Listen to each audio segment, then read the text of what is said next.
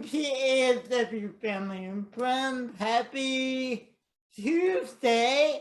I have no background out for no green screen because today I'm doing a special today trivia class where I share a little bit about myself. So I thought when I do the trivia class, I would really invite you into my space. And here it is. This is my space. So on the trivia, when I do a Tuesday trivia, is when I share a little bit about myself and my journey as an artist, and still ask you a couple bonus questions. So I hope that you will enjoy it today. But before we do that, you know, we had to do a little moving and grooving. So we are going to move and groove to one of my all-time favorite songs. Okay?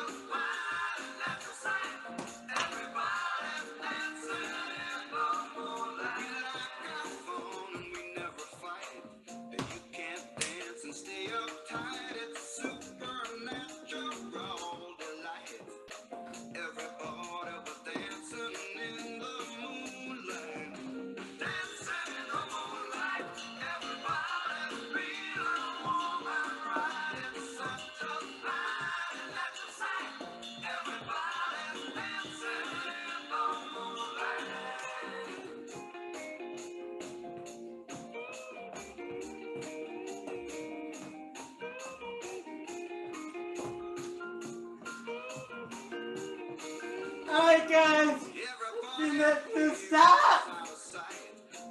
Thank you so much for doing that with me. I love dancing. I love moving and grooving. Dancing in the Moonlight is one of my favorite songs, and I think I could probably hear that every day and not get sick of it. So what I wanted to share with you are, I love improv. I love doing improv.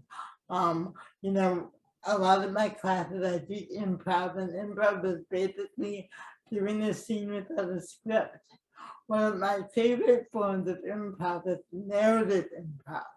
And narrative is a longer form of improv. So think of it as like doing a play or doing a TV show without a script, right? So when we do our holiday show, we get together, we rehearse, we know the show, John writes a great script and we rehearse it. Narrative improv is doing the show and not having a script, and it's longer. A lot of improv is short scenes. Narrative improv can be anywhere from a half hour to an hour, around 45 minutes, but the entire thing is unscripted and the actors are improvising the entire time. It is my favorite form of improv. You usually get a genre, like a type of theme, and like I said, it's my favorite form, and this is why. It's creative, challenging, and it really developed my listening skills. And I'll say that again, it's creative, it's challenging, and it really developed my listening skills. This past weekend, I did what's called an unscripted documentary improv show. So, you know, a documentary is like a non-fiction film. So we did a documentary, but we did it totally unscripted as an improv show. It was so much fun. So I thought I would share with you what that process was like. I studied at a place called the Improv Theater School. I've been studying there for a couple years. I really love it. And so what I did again this past weekend was called Unscripted Documentary, which was doing a documentary, but totally unscripted. So everything we did, we were doing it and creating it as we went along. So what I'm going to do today is show you some scenes from that, and kind of take you through what that process was like for me. So the show was this past Sunday, which was January 16th. And the show was at 3:00. So to prepare for the show, I lay out a lot of my wigs and I lay out props I might use, as you're seeing here. So this is like my pre-show setup. I have everything laid out. I also write down some character names I might use. That's my cheat sheet. I don't know what I'm going to use, but the character names, I'm writing it down ahead of time just to give me some ideas. So when I'm in the improv, I'm not thinking of names. I can just look at my sheet. So again, I set up. I always do a little warm up before. I have everything set up for my 2:00 call. I come in, I meet with the other actors. What we do, and you guys don't, again, I guess I can't show you. I couldn't record everything during the show, but I'll take you what we do. Once we all come together for a call time, we'll do like a run through of the show, but we do it, we rehearse another improv. So we don't do the improv we're going to do for the show, but we rehearse another improv. So we do that. The show comes at 3:00. We do it live on YouTube.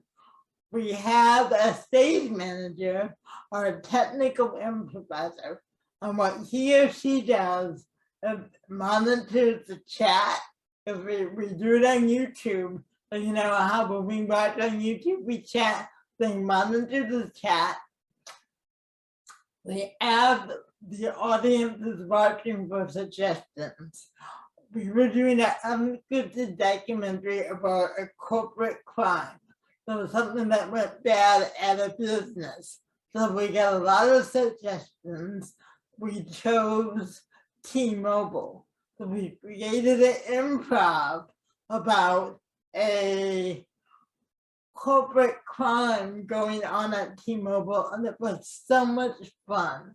So the show starts at 3:00, and then we did go, and the challenges are coming together, and you really have to listen to it, because we're really creating the story, and then we're creating the documentary of it that's already been filmed, but we're still going along. So creating it bit by bit by bit. It's so much, like I say, guys, it's creative, it's challenging, and it really teaches you how to listen. So what I'm going to show you and talk through are some of the things that I did, the characters I created. I did 3 different characters. A lot of times when we do these improvs, we may play one or more character in the show. That's why I will have all my wigs out. I will have I wear costumes that I usually wear something that's easy to take on and put another one on. So what I'm going to do now is show you some scenes I did throughout the show. I'm going to talk you through the process of the show. I won't show you the whole show. They're going to show you my work, but I will send out the whole show in the link on Friday's class. All right. So again, guys, I just wanted to show you kind of what I do when I'm not here, when I'm not teaching, because I'm an I'm pursuing my acting career too. So I just thought you might enjoy seeing me do some scenes from my unscripted documentary show. So let's take a look at those scenes, okay? Documentary Improvised, presented by the Impro Theater School Genre Core class.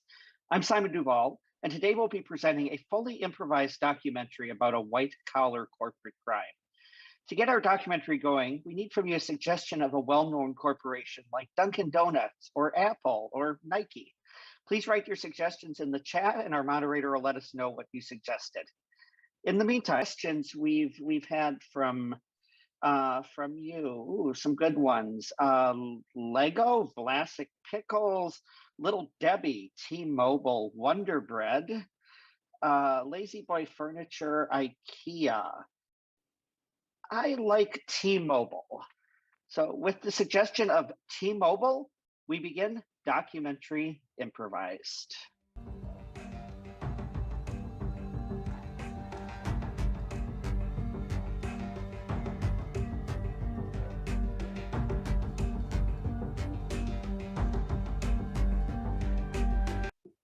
Test, yes, Dr. Miranda Simmons. I see how well T-Mobile works outdoors. So I am what we call a nature tester. So no matter what, T-Mobile, I'm out here in the waterfall. And 10 bars. No matter what, 10 bars. That's why I love working for T-Mobile. Again, my name is Miranda, Dr. Miranda Simmons, head of outdoor research. No matter how far away you may go, you need to have your bars. You need to have your bars, so I'm not even in the middle of this waterfall. Right? 10 bars, that's what we got, 10 bars. All right, thank you. Hi, I was trying to get back to the lab on my, hello, I'm here for the Zoom meeting from my plane. I was trying to get back to the lab. Hello. Oh, okay. Anyway, guys, I was just had a fascinating world tour. We now have cell towers of every continent on the planet.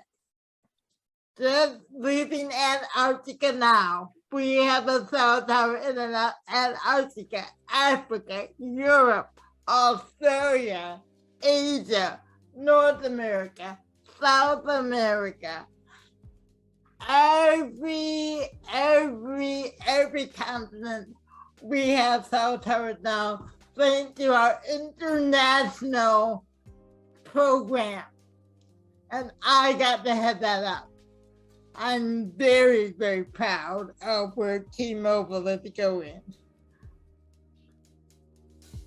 Has been more complaints about not having enough bars. Our customers are calling in using Sprint because their phones are only getting 1 bar or half a bar and they're really not happy. Hello, So, you know, T-Mobile, hi, hello. Hi, thank you for calling T-Mobile. How may I help you today? Hello, T-Mobile, hello. Hi, go ahead.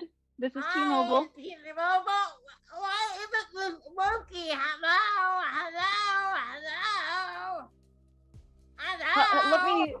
Let me help this customer offline for a moment. Yes, I'm ready to, excuse me, ready to answer questions for the news conference. Yes, what would you like to know? Well, Dr. Simmons, we Yes. understand that you've been traveling around the world on behalf of T-Mobile. Is that correct? Yes, I have.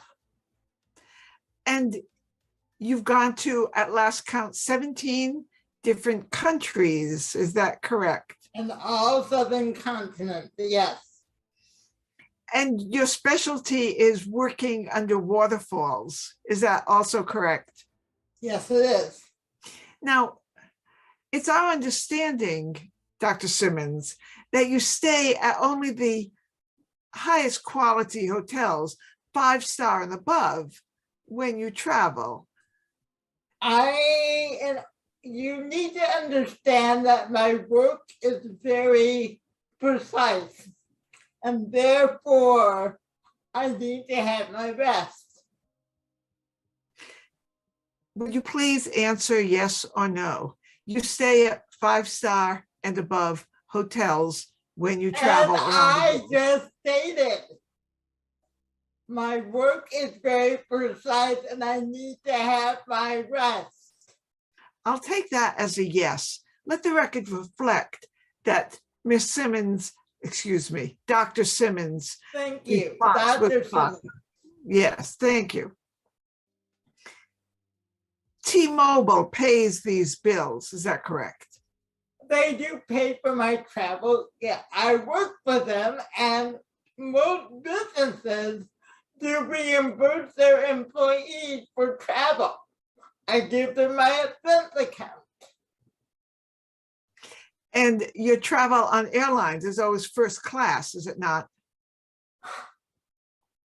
A yes or As no? I A yes said, or a no, my- Dr. Simmons? My work is very precise, and therefore my expenses reflect my work. Nothing illegal, nothing bad about that. Let the record reflect that her answer was yes. Thank you. I have no further questions right now, but the FCC will be in touch with you again. Thank you for your time, Dr. Simmons. I've done nothing wrong. Miranda Simmons is my twin sister. She ain't right in the head. I mean, everyone thinks she's a sweet person that helps her cousin, but she hasn't done a thing for me. You know, so if you want to know the truth, yeah, I'm Monica Simmons. I'm Miranda Simmons' twin sister. I'm here in my bakery. You really can't trust her. Okay? That's what I'm saying. Because people may see on the outside, but I know what she's like on the inside because I lived with her. And you can't trust her. She promised to invest in my bakery, right? And then she asked for some money, right? And now I don't have it. Wonder what happened to it. So I'm just telling you all, I knew from the beginning that my sister was not doing things right. And I'm willing to talk about it now. Because she don't talk to me anymore, so I don't mind telling the truth about her. She's a bad, bad person. That's right. You gonna pay me for this interview or what? You gonna pay me? You'll get the check. You'll get the check. All right. What do you want to know? We've heard rumors that you're getting a kickback for every T-Mobile mobile phone sold. Is that accurate? You know what? You know what? I have been railroaded. All right? I've been railroaded, and look at me now. I got railroaded, put in jail when I did nothing wrong. All right? I did nothing wrong. All my businesses were above board, right? All that money was legally obtained. I do believe my twin sister had something to do with it because so many people are jealous of me because they don't like to see a successful woman. But I did nothing Wrong, yeah, private Could- jets, whatever. Could you tell us about your relationship with Dr. Sprinkovsky? Yeah, I mean, we knew each other when we were young. And you know, I had to quit talking to her though because she was, you know what? No, you know what? This is a railroad. This is a railroad. You're like them, right? You all opposed against me, and now look at me. I've been stripped of everything, and it's all your fault. And this is a stupid idea. I don't want to. You know what? Go. Dr. Simmons, Tom.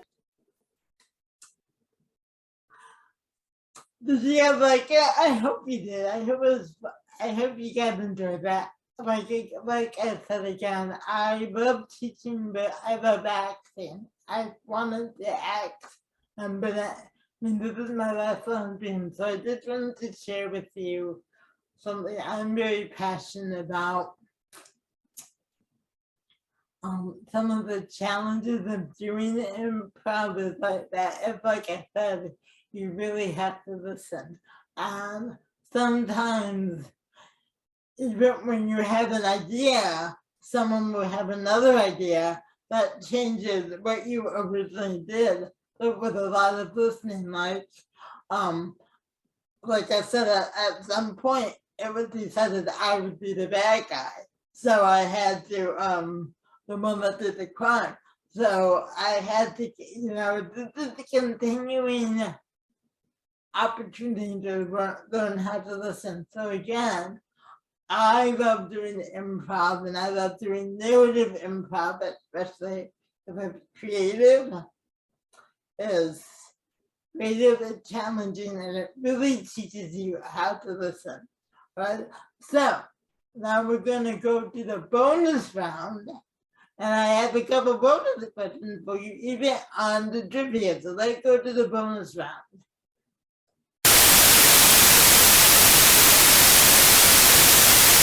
All right, guys, bonus question number one.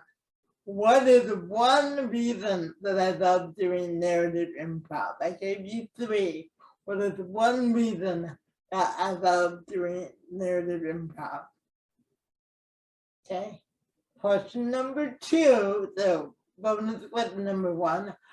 I gave you three, but give me one reason why I really enjoy doing narrative improv.